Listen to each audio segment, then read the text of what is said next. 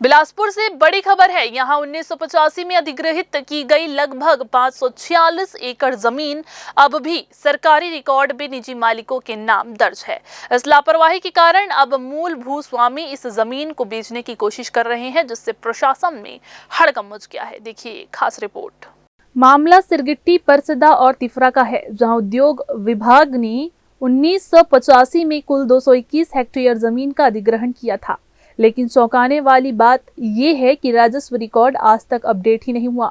Record में अभी भी जमीन निजी मालिकों के नाम पर दर्ज है। इस गड़बड़ी का खुलासा तब हुआ जब कुछ लोग इस अधिग्रहित जमीन को अपनी निजी संपत्ति बताकर बड़े निवेशकों के बेचने की तैयारी कर रहे थे।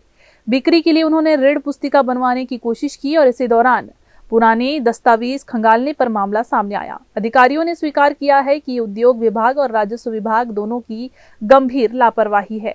यदि समय पर रिकॉर्ड दुरुस्त किया जाता तो जमीन बेचने का ये प्रयास कभी नहीं होता। अब उद्योग विभाग ने राजस्व विभाग को जमीन से जुड़े मूल दस्तावेज भेजने के निर्देश दिए हैं। रिकॉर्ड मिलान शुरू कर दिया गया है ताकि ये तय किया जा सके कि अधिग्रहित भूमि का सही मालिकाना हक क्या है।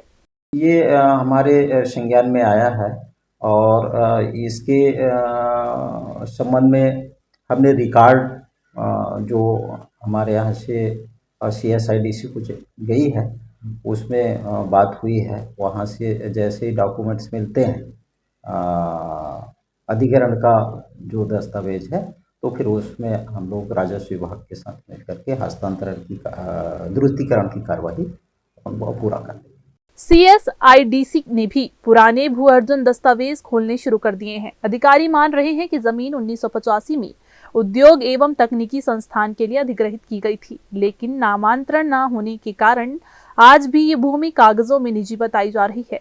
प्रशासन अब पूरी प्रक्रिया को तेजी से दुरुस्त करने की बात कह रहा है, लेकिन सवाल ये है कि 546 एकड़ सरकारी जमीन आखिर 40 साल तक कैसे निजी नामों में दर्ज रही और क्या इस लापरवाही की जवाबदेही तय होगी।